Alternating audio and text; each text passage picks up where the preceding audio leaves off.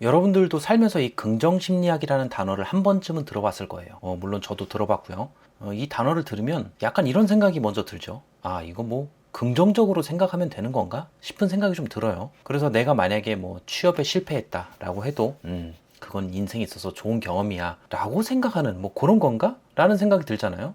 제가 이 책을 쭉 읽어보니까 뭐 그것도 뭐 맞긴 맞는데 뭐 그런 긍정적인 부분은 긍정심리학에 있어서 몹시 일부분밖에 안 되고 사실은 이건 훨씬 더 거대한 학문이다 라는 것을 제가 좀 알게 됐어요. 그래서 이 긍정심리학의 목표는 무엇인가 라고 봤을 때 두 가지입니다. 웰빙이랑 플로리시예요. 이 웰빙이라는 것은 뭐 잘 먹고 잘 살자 뭐 이런 뜻이고, 플로리시는 번성, 그러니까 잘 먹고 잘 사는 거를 더 많이 하자 뭐 이런 의미죠. 그래서 쉽게 요약하면 행복하고 건강하게 잘 살자가 이 긍정심리학의 목표가 되겠습니다. 그럼 이 긍정심리학이라는 말을 딱 들으면 그냥 심리학이랑 긍정심리학 이거 뭐가 좀 다른가? 뭐가 다르지? 좀 궁금하잖아요. 굉장히 큰 차이점이 있더라고요. 일단 이 우리에게 익숙한 심리학은 문제와 그 문제의 해결에 집중을 합니다. 그래서 보통은 이제 환자들을 치료할 때 사용을 하죠. 뭐 우울증 환자나 그런 환자들이요. 그래서 환자가 오면 뭐 어디 아프세요? 무슨 문제가 있으시죠? 뭐 이런 것들을 물어보잖아요. 그래서 이런 환자에 대한 문제를 심리학적으로 접근해서 문제를 해결하려고 하는데, 우리에게 익숙한 게 두 가지죠. 정신분석학 그리고 인지심리학. 뭐 정신분석은 이런 거죠. 뭐 프로이트가 만든 이론인데, 환자의 유아적에 이제 억압돼 있던 그런 욕망이 어른이 돼서 이제 표출되는 이론이라고 볼 수가 있겠고, 인지심리학은 이런 거죠. 아, 만약에 내가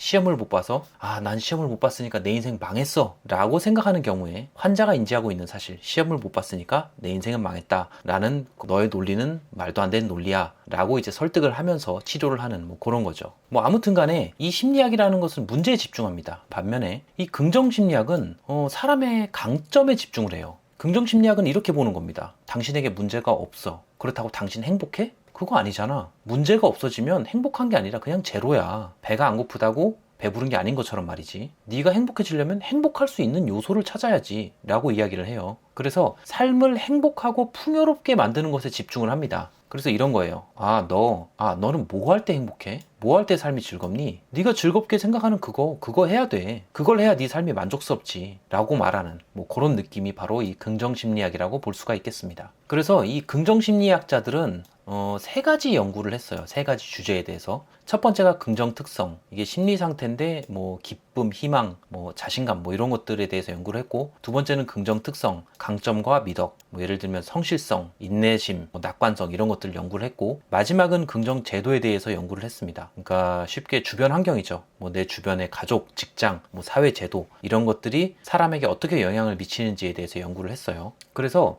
이런 세 가지 특성에 대해서 연구를 하고 정립된 이론들을 바탕으로 이걸 사람들에게 적용을 시켜보니까 이게 사람들이 우울증도 사라지고 행복도가 너무 높아지더라. 전반적인 삶의 만족도가 높아지더라는 거죠. 그리고 이 인지심리학자들은 이런 생각을 했어요. 아니, 그 심리학이 문제를 해결한다고 하는데, 아니 왜 그거를 문제가 발생되고 나서 해결을 해? 아예 예방을 하면 되잖아, 예방을. 그래서 이 인지심리학자가 긍정심리학을 활용해서 아이들에게 이 긍정적인 정서를 이제 널리 퍼뜨렸더니, 아이들이 이제 우울증에 걸릴 확률이 확 낮아지더라 라는 것을 이제 발견하게 된 거죠. 그렇다 보니까 이 긍정심리학이 좋네, 좋아, 이거 널리 퍼뜨려야겠다 라고 해서 지금에는 긍정심리학이 보통 사람들도 알 만큼 널리 퍼져 있고 많이 활용하고 있게 된 거죠. 그래서 이 긍정심리학 하면은 일단 행복이 중요하죠. 행복. 그래, 인생을 사는데 행복이 너무 중요해. 그래서 행복에 대해서 조금 파봤더니 행복에도 공식이 있더라라는 걸 이제 확인하게 됩니다. 그래서 행복 수준은 세 가지 요소에 영향을 받는데, 하나는 행복의 범위, 삶의 상황, 그리고 통제 가능한 자발적 행동에 영향을 받더라. 근데 물론 지금 이 순간에도 여러분들은 행복도를 올릴 수가 있습니다. 어떻게 하느냐?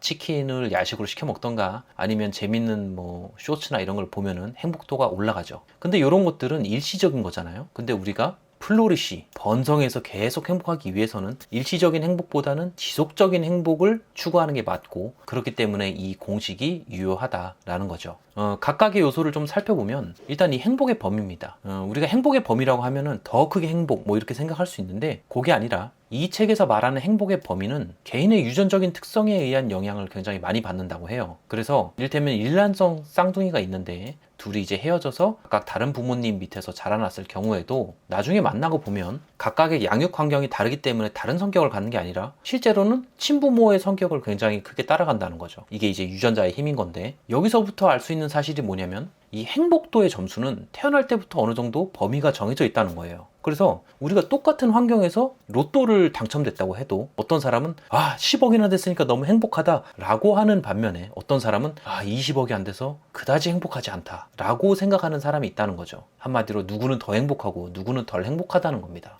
여기에 살짝 첨언을 하자면 제가 계속 기억하고 있는 것 중에 하나는 그 신생아실에 수많은 신생아들이 있는데 거기다가 이제 클래식 음악을 틀어주면 어떤 신생아는 방긋방긋 웃는 반면에 어떤 신생아는 막 운다고 해요. 이게 유전자에 의해서 결정되는 외부 환경에 대한 반응이라고 볼 수가 있겠죠. 아무튼 유전자가 행복에 있어서 큰 영향을 차지한다. 이게 바로 이 행복의 범위고, 두 번째는 삶의 상황입니다. 삶의 상황은 뭐 소득도 있고 결혼도 있고 뭐 학력이나 뭐 사회 제도 이런 것들도 영향을 줄 수 있겠죠. 우리는 물론 이 돈의 비중이 가장 큰 거 아니냐, 머니가 짱짱맨 아니냐 뭐 이렇게 생각을 하겠지만 사실 그렇지는 않고, 돈이 중요한 것은 일단 굉장히 그 최빈국 국가라던가 혹은 이 돈이 각자의 삶에 있어서 차지하고 있다고 생각하는 이 주관적인 느낌에 의해서 영향을 많이 받는다고 해요. 그래서 어떤 사람은 가난해도 난 이 정도로 만족해 라고 하는 사람은 행복한 거고, 그 반대인 사람은 좀 불행한 거고 그런 거죠. 그리고 이 결혼이라는 것이 생각보다 행복에 큰 영향을 미치는데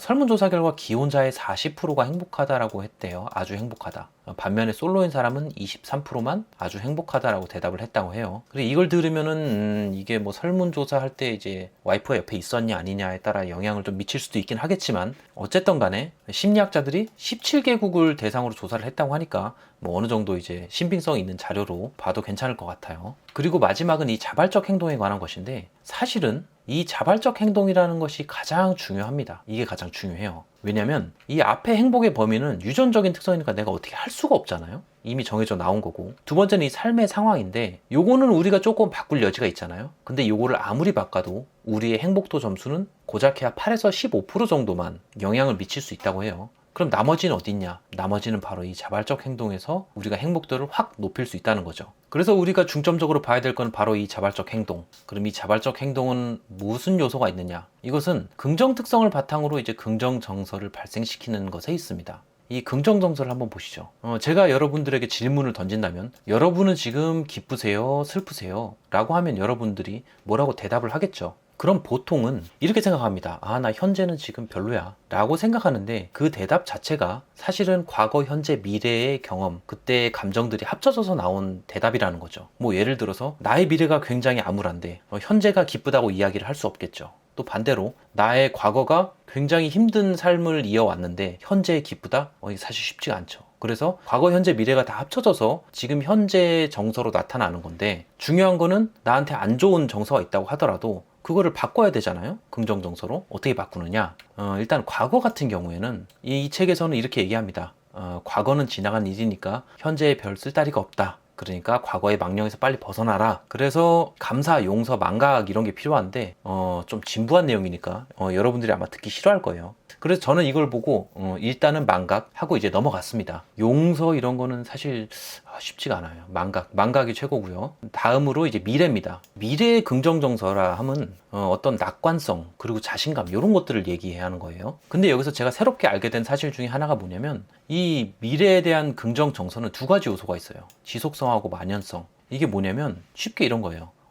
내가 상 받았네? 내가 앞으로도 상을 받겠지? 라고 하는 건 이제 지속성이 되는 거고, 내가 상을 받았으니까 나는 내가 하는 모든 일들은 다 잘 될 거야 라고 확장을 하는 건 이 만연성에 해당이 됩니다. 그래서 이 지속성하고 만연성이 있는 사람들은 계속해서 기회를 얻는다는 거예요. 우리가 볼 때는 우리의 이 겸손 민국에 따르면 저거는 너무 오바 떠는 거 아닌가라고 생각할 수 있겠지만, 그 오바 떠는 사람이 더 행복하다는 거죠. 반면에 상을 받았음에도 나는 운이 좋았어 라고 생각하는 사람은 미래의 정서적인 관점에서 보면 부정적인 사람이라는 거예요. 이 사실을 알고 나니까 이게 바로 저라는 약간 그런 자기평가를 좀 하게 됐는데, 뭐 어쨌든 간에 내가 지속성하고 만연성에 있어서 내가 좀 부정적이다, 비판적이다 라는 생각이 들면 거기에 대해서 명확한 이유를 찾고 대안을 찾으라고 이야기를 합니다. 그래야 이제 낙관성을 얻을 수 있다고 해요. 뭐 이를테면 이번은 운이야 라고 생각하지 말고, 아니야, 내가 그동안 잘 해왔으니까 좋은 결과를 나타낸 거야, 난 앞으로도 잘 될 거야, 뭐 이렇게 생각을 하라는 거죠. 그럼 이제 가장 중요한 현재를 봅시다.